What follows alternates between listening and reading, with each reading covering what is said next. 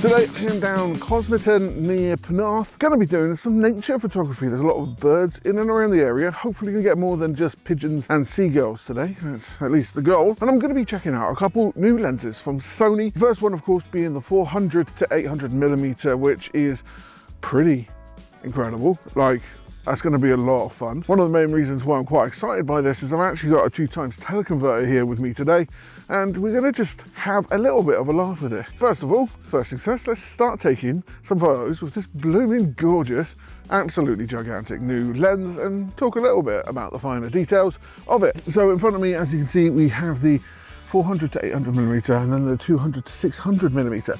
Now, I feel like when it comes to choosing between the two, this is really where you're going to be set up in between. Now, when it comes to size, like I said, there's not that much difference to it. I've shot a lot of like 600mm zooms whilst being part of Camera Center, and also, you know, just for fun as well, and they are absolutely fantastic, but sometimes you just kind of wish to have that little extra length. If we were to compare it to, let's say, the Canon counterpart, the 200-800, that actually has an external zoom, so it becomes a little bit of a dust pump, especially if you've seen what I tried to attempt with that lens, which was a kind of like a long focal length gimbal kind of thing. And if I get to go with this again in the future, I might try and say something a little bit similar. 800mm, when you're shooting on these focal lengths, it's good to try and keep twice the shutter speed when you're thinking about your focal length for the actual video itself, just to make sure that you're not getting too much shake in it. So I'm actually shooting at 1600th of a second in order to get some sharp photos. It is actually looking pretty damn sharp. I just got like a young seagull there, and it, you know, looking at the images, hopefully they'll come out pretty good.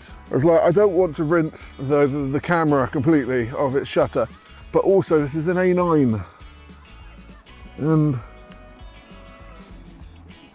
I feel you've got to really take it pedal to its proverbial medal. Glasses are steaming up.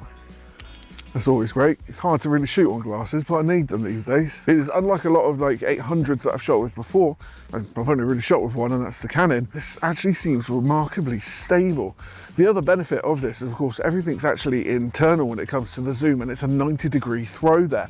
So you can actually really zoom in and zoom out really quite quickly, which is a real added benefit to this, especially when you're trying to go across the landscape and find things. Like we've got a seagull just barely touching the water over there. Right over there, there is a bench, right? And if someone sits on it, I think it'd be a pretty cool shot. Of course, this isn't a G Master lens, so you're not expecting super low aperture. And with that, you've got an F6.3 to an F8. And most likely, most of you will be shooting it on that F8. And then when you put that 2x teleconverter on, you're then shooting at F16. And you're going to be needing to shoot at 3200ths of a second. So I've only unfortunately got this today. If I had it another day, I'd much rather take it out in really nice sunny weather conditions and see what else I can get.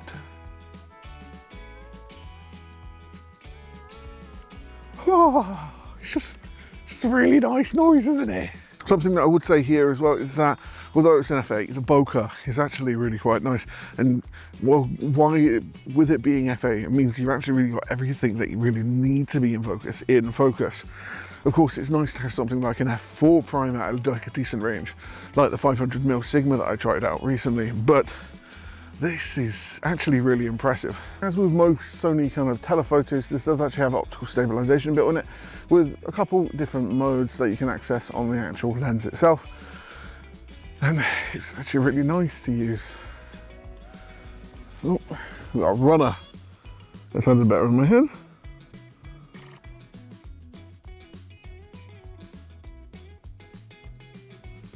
What I think I'm going to do is actually put on the 2x teleconverter on it now and really see how far we can actually take it.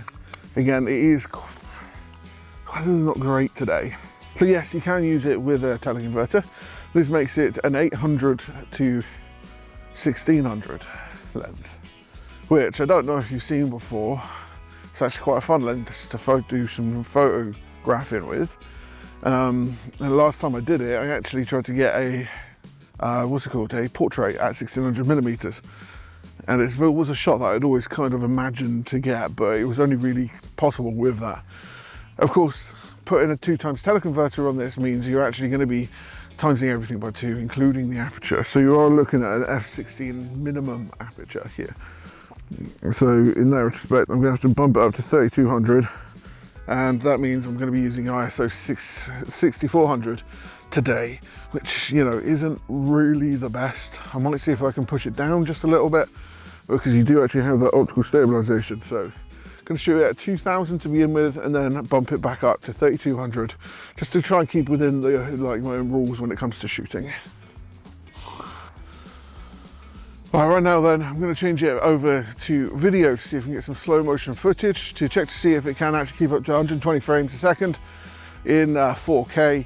Of course, I am shooting this at a high frame rate on here as well, and by the looks of it so far, again, this is a confirmation here from Stuart in post, it looks pretty damn good. Now then, birds, we need a flyer.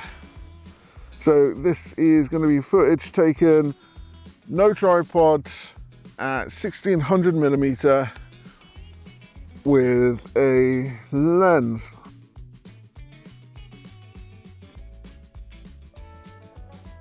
There's something really quite calming about doing nature photography, isn't there? I always find it kind of like very peaceful. That was a pretty cool shot. Oh, I could spend all day here doing this.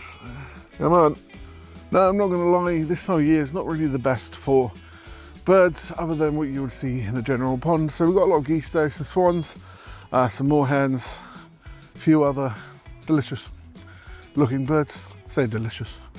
Like general birds that you've seen every day. One of my favourite birds I've actually seen, I haven't seen them since, I found a blue cormorant when I was shooting the 500 f4 video for the Sigma. With the 2x teleconverter and with it off, I'll show you kind of what you can get. So like I said before, the bench is right over there and I am right over here, and this will be probably one of the longest photos ever. If I actually had a model here, or if I actually had Tyler, I'd probably send him over the other side in order to see if I could actually get the photo.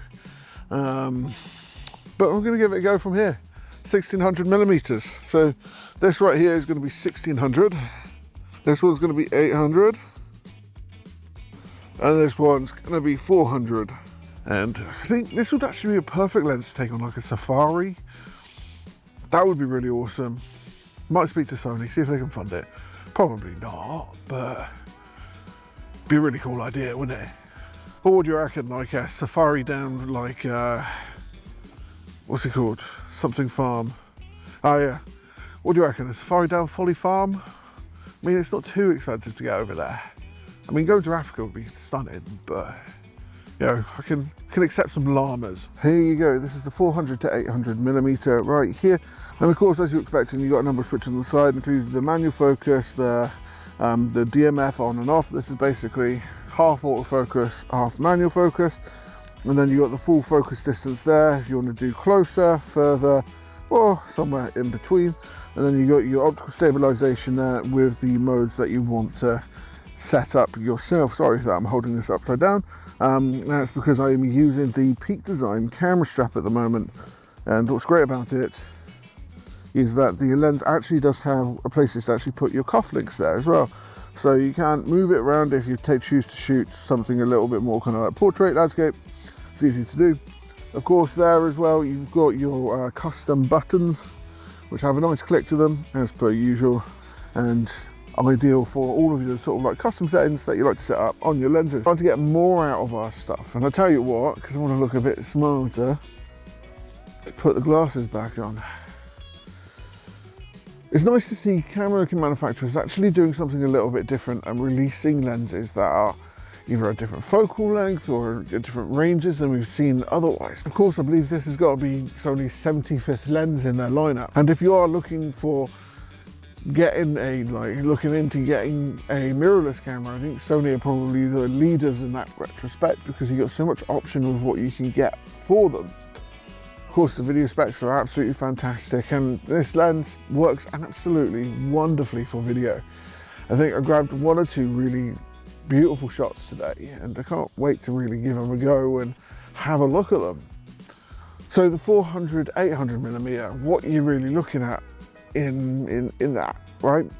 The lens is great. I am actually a big fan of it. One thing and one caveat I would say to it is that, you know, 400 is still quite tight, so it would have been nice to be a bit wider, but also as like keeping all the functionality inside of this lens that you've got here. I mean, I would say it's pretty perfect for doing wildlife photography, going out doing sports as well. I wish I had enough time to test it and put it through the metal in that retrospect, but the lens, absolutely gorgeous, and I think it's probably one of the best lenses for wildlife right now from Sony.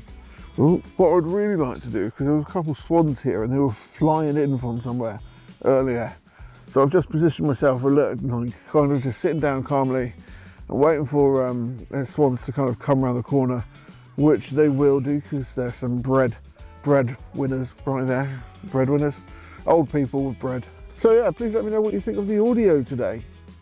Really impressed with the lens, and if I'm honest, I think it's probably one of the best kind of like wildlife photography lenses slash sports lenses that you can really get right now.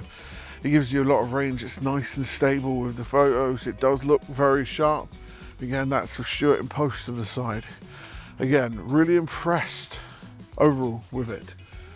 If you'd like this video, make sure you like, follow and subscribe if you want to see more. The other side of it is if you like your new, used, or somewhere in between camera gear, then make sure you go over to cameracenteruk.com and get the latest and greatest in camera tech over there.